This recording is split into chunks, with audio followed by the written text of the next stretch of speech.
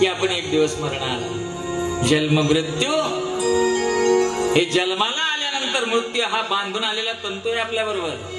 आज न उद्या तो आपल्याला स्पर्श करणारा आणि तेव्हा आपला चित्रपट येईल. लगेच भावपूर्ण श्रद्धांजली. कळलं का? काय रे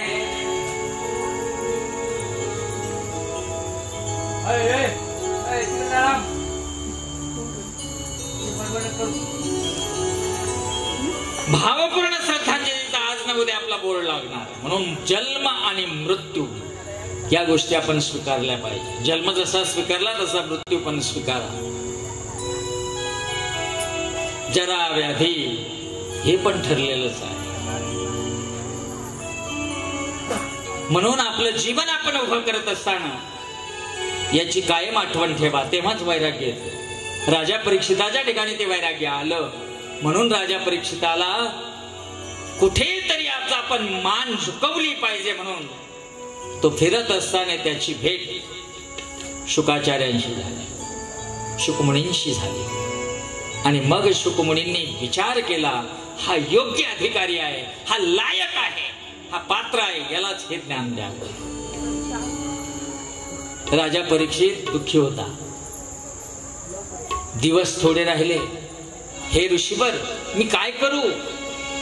मला असा असा श्राप मिळालाय, तक्षकाच्या हातनं माझा मृत्यू होणार आहे. तेव्हा मुनिवर म्हणाले, किती वेळ आहे? म्हणे 7 दिवस. अरे भरपूर वेळ आहे. 7 दिवस म्हणजे तरायला 7 दिवस नाही, तरायला क्षणच लागतो. चिंता करू नको. आणि मग राजा परीक्षिताला हे यथार्थ जे ज्ञान सांगितलं ते भागवत आहे बघा. आणि भागवताचं सरळ एकच अर्थ असा आहे भागवताचा, जीवनातला प्रत्येक क्षण भजनात घालवा, बस सुख मिळेल तुम्हाला. प्रत्येक क्षण भजनात घालवा. घरी काम धंदा जरी करत असले ना तर गुणगुणत राहा. जसं ते डास कसा कानापाशी येतो त्याची गुणगुण तरी चालू ठेवा. आवाज जे आहे नको ते डोक्यात घालण्यापेक्षा भजनामध्ये वेळ घालवा. कारण भजन माणसाला भावाच्या ठिकाणी बांधून ठेवतं. जेव्हा तुम्ही भावाच्या ठिकाणी बांधून राहाल तेव्हा परमेश्वर हा केला ओ दिल्याशिवाय राहणार. देव बोलला भावा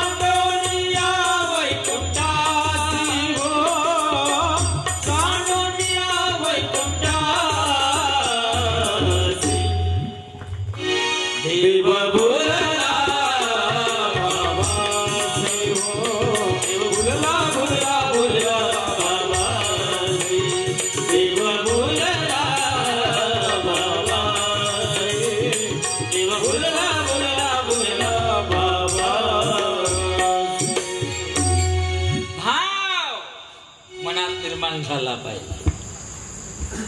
आणि भाव हा श्रद्धेनं निर्माण होतो. श्रद्धा से विश्वास, विश्वास से भाव. आणि जेव्हा तो जागा होतो ना तेव्हा भगवंत आपला, आपण भगवंताचे. नातं दृढ झालं, चिंता मिटली. आणि हे नातं दृढ व्हावं याकरिता भावापासूनच भगवंताला धरून ठेवा. मग येणारा प्रत्येक क्षण मृत्यू जरी असला तरी घाबरू नका. शेवटी अंतकाळ आज ना उद्या स्पर्श करणारच आहे मला तुम्हाला सर्वांना. स्मरणयुक्ता कर्मय प्रयांतीस मद्भाव यत्ति नात्यस्य संशयः. आणि म्हणून हा काळ साधता यावा आणि जीवन सुंदर बनावं. शेवटच्या क्षणापर्यंत देव आठवावा आणि देव आठवावा याकरिता तो कायम आठवणी ठेवावा.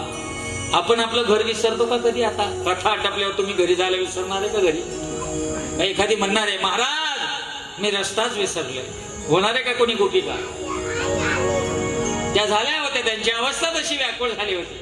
माया बोली घर जाणी बाट गोर सवेचन आई हाट. अवस्था झाली होती त्यांची, पण आपली होईल का? आपल्याला घर आठवतं, बरोबर आठवतं. असा मोबाईल धरतो, अशी स्कूटी चालवतो, पुऱ्या नगरभर फिरतो, बरोबर घरी येतो की नाही? कोणाला विचारतो का तो असं मग मी घर, माझं घर कुठं आहे म्हणून? का? कारण घराचा व्यवहार हा नित्य चित्तामध्ये राहिला, नित्य चित्तामध्ये राहिला म्हणून घर हे विसरत नाही. तसा देव जर नित्य चित्तात ठेवला तर विसरू का आपण? शेवटच्या क्षणी आठवणार नाही? आठवणार नाही का? सहज आठवेल म्हणून तो आठवावा. परंतु तो आठवत नाही कारण चित्ताला कायम मलिनता येत असते. दोन प्रकारची मलिनता आहे चित्ताला येणारी जी मलिनता आहे. एक आहे स्थूल मलिनता आणि एक आहे सूक्ष्म मलिनता. स्थूल मलिनता आहे ना, ती स्थूल मलिनता तुम्ही आम्ही घालवण्याचे भरपूर प्रयोग आहे आपल्याकडे. बघा आपण एखादं व्रत करतो, तप करतो, अनशन करतो, उपवास करतो, म्हणजे हे केल्यानं त्याचं फळ काय तर ती स्थूल मलिनता निघून जाते. व्रत तपानं निघून जाते, उपवास केल्याने निघून जाते. परंतु सूक्ष्म मलिनता जी आहे ना, ती सूक्ष्म मलिनता तुमच्या उपवासानं निघणार नाही, तुमच्या व्रतानंही निघणार नाही, तुमच्या तपानंही निघणार नाही. ती मलिनता जाण्याकरिता शुद्ध सात्विक तीव्र भक्तीच निर्माण झाली पाहिजे. आणि अशी तीव्र भक्ती राजा परीक्षिताच्या ठिकाणी उदयाला आली. परीक्षिताचा उद्धार झाला आणि असा उद्धार झाल्यानंतर खऱ्या अर्थानं परीक्षित धन्य झाला.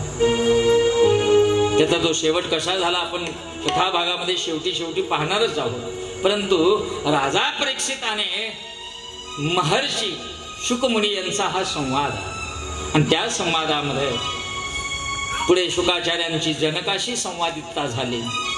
जनक हे विद्वान आहे, ब्रह्मवेत्ते आहे. हे बघा राजा हा आहे ना, राजा हा धोरणी विशाल बुद्धीचा आणि अध्यात्माच्या थाटणीचा असेल तर राष्ट्राला भीती नसते. पण राजा जर भंपक असेल, तो दुसऱ्याचं ऐकून जर राज्य चालवत असेल तर तो त्या प्रजेला सुद्धा चिखलात घेऊन गेल्याशिवाय राहत नाही. राजा जनक विद्वान आहे. राजा जनक विद्वान आहे म्हणून राजा जनकाच्या जवळ साक्षात आदिमाया शक्ती जन्माला आलेली आहे. बरोबर आहे की नाही? सीता माता. आणि जनकाचा आणि शुकमुनींचा संवाद आहे आणि त्या संवाद ऐकल्यानंतर आता शुकमुनी सारखा ब्रह्मवेत्ता सांगणारा खूप आनंद मिळाला. जनक म्हणाला काही गुरुदक्षिणा देऊ का? तेव्हा गुरुदक्षिणा मागितली होती शुकमुनींनी. तुझ्याकडे जे सर्वात निरुपयोगी आहे ना ते मला दे. काय? सर्वात निरुपयोगी जे आहे ना, कामातच नाही आहे ना, ते मला दे. तेव्हा राजा जनकाने एका क्षणात सांगितलं, मी असाच तुमच्या स्वाधीन होतो. सर्वात निरुपयोगी काय आहे? आपल्याला वाटेल का? आपल्याकडे निरुपयोगी म्हणल्यावर रद्दी, कोपऱ्यात पडलेलं, आडगळीला पडलेलं सामान आहे. अहो सर्वात निरुपयोगी आहे, याचा काहीच उपयोग होत नाही मेल्यावर. झाला काही उपयोग? मेल्यावर काहीच होत नाही. बाकी सर्वांचं काही ना काही होतं, पण आपल्या शरीराचं काहीच होत नाही. म्हैस मेली तर निदान, म्हैस मेली तर निदान दुमफूड तरी झालं त्याचं.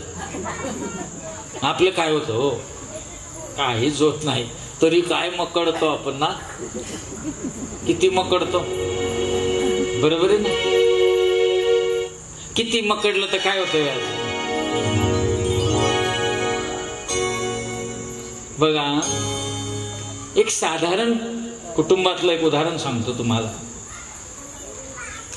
प्रत्येकाचा चेहरा हा आपला ईदभर असतो, हाताच्या प्रत्येकाचा.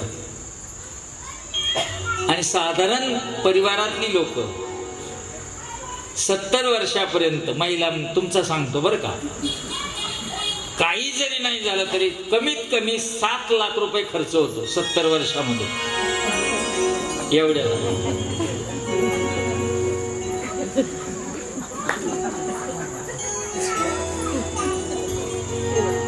भागवत सांगतं, एक केस पांढरा झाला, पुढे आहे दशम नवम स्कंदामध्ये, एक केस पांढरा झाला दशरथाचा, तर लगेच त्यानं विचार केला राज्य दुसऱ्याला द्यावं लागतं, आम्ही काळे करून बसलो. पण सोडेना ना काही, याला किती जपलं लपलं तर काय होणार आहे वयाचं? याच्यातली आसक्ती कमी व्हावी. सर्वात निरुपयोगी आहे असो, आणि शरीर हे निरुपयोगी आहे, परंतु निरुपयोगी असणाऱ्या शरीराचा योग्य वापर केला तर शरीरामधूनच आम्हाला भगवत भक्तीचा मार्ग सापडतो. म्हणून शरीर देखील सुखाचे घोसले आहे. पुढे मांडव्य ऋषीची कथा आलेली आहे. आता हे मांडव्य ऋषी जे आहे, ती कथा येण्याचा भाग जो आहे ना, तो भाग आहे बघा मैत्रेय आणि विदुर संवाद आहे. मी कालही तुम्हाला बोललो होतो. धृतराष्ट्र, पंडू आणि त्यांचा एक दास्य पुत्र बंधू विदुर आहे. धृतराष्ट्राने आपल्या मुलांना सर्व असावं याच्याकरता आटापिटा केला. विदुराचा खरा त्याग आहे, कारण विदुराला परत त्या चुका करायच्या नव्हत्या. धृत म्हणजे दुसऱ्याचं हिसकावून जगणं म्हणजे धृतराष्ट्र. दुसऱ्याचं हिसकावून आबादित जगणं आणि मी काही केलंच नाही अशा आविर्भावात राहणं म्हणजे धृतराष्ट्र आहे. म्हणून धृतराष्ट्र अंगाला आहे, कळलं ना? आणि असा जो धृतराष्ट्र आहे, त्या धृतराष्ट्राची समज खूप घातली विदुराने. सोडा तुम्ही, भाऊकीचा आहे, भावाचा आहे, त्यांचं त्यांना देऊन टाका. पण धृतराष्ट्राने ऐकलं नाही. दुर्योधनानं त्यांचा संवाद ऐकल्यानंतर म्हणाला, काका निघायचं, आमच्याकडे तुम्हाला जागा नाही. गंगा किनारी गेले आपल्या पत्नीला घेऊन. सुलभा तिचं नाव आहे. सुलभा आणि विदुर गंगा किनारी राहू लागले एका झोपडीमध्ये. आणि जेव्हा त्यांना कळालं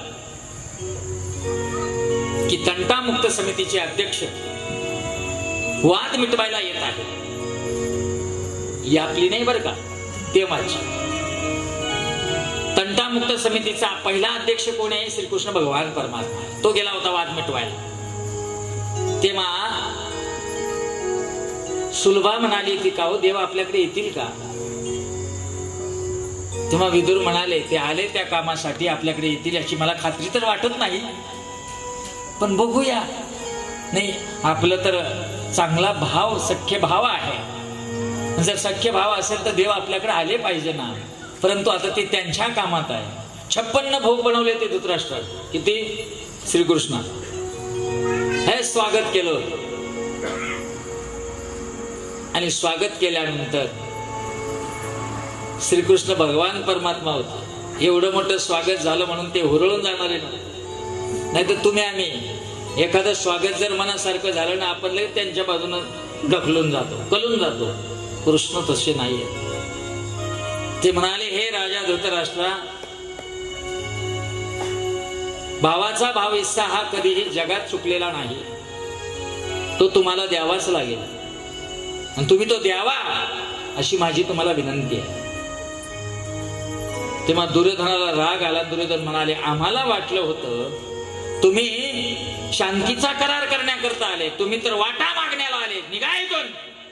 अपमान केला, देवाचा अपमान झाला. देव तिथनं निघाले. धृतराष्ट्र आडवे आले, माझे पोरं माझं ऐकत नाही, पण तुम्ही जेवण तरी जा, असे निर्मुखी जाऊ नका आमच्या घरून. भगवंत म्हणतात जिथे अपमान झाला तिथे जेवणच अर्थ नाहीये. कळलं का? जिथं तुमचा अपमान होईल ना, जिथं तुम्हाला आदरच नाही ना, तिथली कदरच करू नका, लगेच बाजूला. कळलं का? नाही तर भामट्यासारखी आहे तीच बसली. भागवत सांगतं भगवंताचा आदर त्या ठिकाणी त्यागला गेला. द्रोणाचार्य म्हणाले, मग देवा तुमची जेवायची वेळ झाली, तुम्ही नेमके कुठे जेवणार? ते म्हणाले, गंगा किनारी माझा एक भक्त माझी वाट पाहत आहे, मी त्याच्याकडे चाललो. जिथे सत्य आहे, जिथे धर्म आहे, जिथे भक्ती आहे, जिथे भाव आहे, भगवंत त्यांच्याच दारात आहे. आणि साहजिकच भजनामध्ये दंग झालेले सुलभा आणि विदुर भगवत भक्तीच्या नादामध्ये घरामध्ये तल्लीन झाले. त्यांच्या अंतर्मनात फक्त एकच भगवत भाव उमटत होता. श्रीकृष्ण गोविंद हरे मुरारे, हे नाथ नारायण वासुदेव. श्रीकृष्ण गोविंद हरे मुरारे, हे नाथ नारायण वासुदेव. कृष्ण गोविंद हरे मुरारे, हे नाथ नारायण वासुदेव. श्री कृष्ण गोविंद हरे मुरारे, हे नाथ नारायण वासुदेव. हे नाथ नारायण वासुदेव, हे नाथ नारायण वासुदेव. हे नाथ नारायण वासुदेव, हे नाथ नारायण वासुदेव. श्रीकृष्ण गोविंद हरे मुरारे, हे नाथ नारायण वासुदेव. कृष्ण गोविंद हरे मुरारे, हे नाथ नारायण वासुदेव. भगवंताच्या भजनामध्ये एकरूप झालेले विदुर आणि भगवंत त्यांच्या दारामध्ये. जिथे आमंत्रण देऊन बोलावलं भगवंत तिथे थांबले नाही आणि बिगर आमंत्रणाचे जेवायला जाऊन उभे राहिले. विदुराच्या कन्याभक्षी काय जेव्हा पाहिलं ना देव स्वतः कडी वाजवली, तेव्हा विदुर भक्तीमध्ये तन्मय झाले. म्हणाले, सुलभा देव आले दारात, तुमची इतकी भक्ती एकरूप व्हावी की तुम्हाला सृष्टीमध्ये देवाचं दर्शन व्हावं. आणि जेव्हा भगवंत आत आले तेव्हा भगवत भक्तीचा उदय झाला. इतका भाव त्यांचा उदयाला आला, अष्टभाव जागे झाले. सद्गदित कंठ दाटो हिने फुटो हृदय, चिंतनाचा एकला हो तुमच्या हो विठ्ठला. स्वतःला विसरून गेले, काय करावे समजत नव्हतं. आणि अशा अवस्थेमध्ये भगवंतानं दर्शन दिलं. विदुर धन्यवान झालं. हे जे विदुर आहेत ना, हे विदुर गंगा किनारी मैत्रेय ऋषींच्या आश्रमात गेले होते. आणि मैत्रेय ऋषींच्या आश्रमात गेल्यानंतर बघा, हे विदुर जे आहेत ना, हे कोण आहे त्याची भूमिका सांगतो तुम्हाला. मांडव्य ऋषी म्हणून भागवतामध्ये मोठं चरित्र आलेलं आहे. हे मांडव्य ऋषी अतिशय कृतीशून्य महात्मा आहेत. कोणतीच क्रिया न करणे आणि ईश्वराचा ध्यास करत राहणे असा त्यांचा स्वभाव. आपल्या आश्रमामध्ये भक्तीशी एकरूप झालेले मांडव्य ऋषी, एका चोरानं खजिना लुटला, खजिना. आणि तो खजिना लुटला. शिपाई पाठीमागे लागले राजाचे, तर त्यांनी मांडव्य ऋषींच्या कुटियामध्ये तो खजिना टाकला आणि ते चोर पुढे पळून गेले. मांडव्य ऋषींवर बालट आलं चोरीचं. समोर उभं केलं, तुम्ही चोर आहात, तुम्हाला शिक्षा आहे. मांडव्य ऋषी हे विधात्यावर ठेवून जगणारे होते. संत हे भगवंतावर विश्वास ठेवून जगतात, म्हणून संत हे आनंदी राहतात. ठेवी ठेविले अनंते तैसेची राहावे, ठेविले अनंते तैसेची राहावे, ठेविले अनंते तैसेची राहावे, ठेविले अनंते तैसेची राहावे. चित्त असो द्यावे समाधान, चित्त असो द्यावे समाधान, ठेविले अनंते तैसेची राहावे, ठेविले अनंते तैसेची राहावे. चित्त असो द्यावे समाधान, चित्त असो द्यावे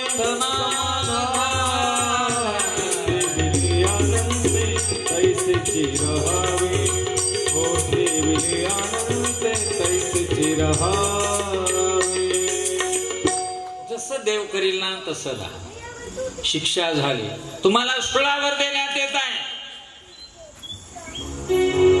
पूर्वी पातक जर महान असं मोठा असेल ना तर त्या पातकाची शिक्षा सुळावर असेल. आणि सुळावर देण्याकरिता मांडवी ऋषीला बांधून आणलं, पण तो सूळ पोटाला लागत नव्हता. कारण मांडव्य ऋषींनी गायत्री मंत्राचा जप सुरू केला. गायत्री मंत्राचा जप जर कराल तर येणारं संकट शून्य होऊन जातं. एवढी गायत्री मंत्रात ताकद आहे. आणि तो जप सुरू केला, सुळच लागेना, सुळाचं पाणी व्हायला लागलं. मग मात्र राजा घाबरला. आपल्याकडनं निर्दोष माणसाला शिक्षा दिली जाते. क्षमा याचना करू लागला. मांडवी ऋषी, तू माझं चुकलं, मला माफ करा. साधू पुढे लिंता घ्या, साधू पुढे नम्र राहा.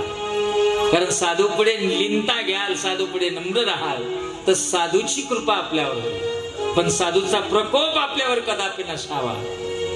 लिंता घेतली राजानं. तेव्हा मांडव्य ऋषी म्हणाले, मी तुझ्यावर रागे भरलेलो नाही, मी तुला दोष पण देत नाही. मी हा विचार करतोय माझ्याकडनं असं काय चुकलं की मला सुळापर्यंत जाण्याचा एवढा मोठा महापापाचा धनी मला बनावं लागलं. मला याचा जाब विचारायचा.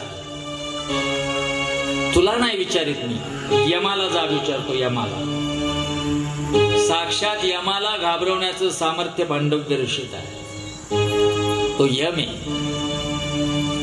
जेव्हा यमाकडं मांडव्य ऋषी आले, थरथर कापू लागला. यम, आता काय करू, काय उत्तर देऊ, काय चुकलं माझं सांग. तेव्हा यमानं कर्माचा सिद्धांत पुढे केला. थिअरी ऑफ कर्मा.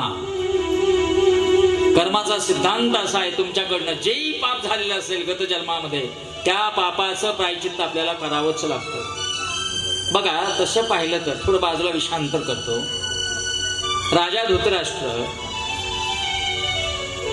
कोणता असा बाप आहे का त्या बापाला असं वाटतं माझ्या मुलांचा मृत्यू माझ्या डोळ्यात देखत व्हावा आणि माझ्या समोर मृत्यू व्हावा आणि मला त्यांना अग्निदाग द्यावा असं कोणत्या बापाला वाटतं?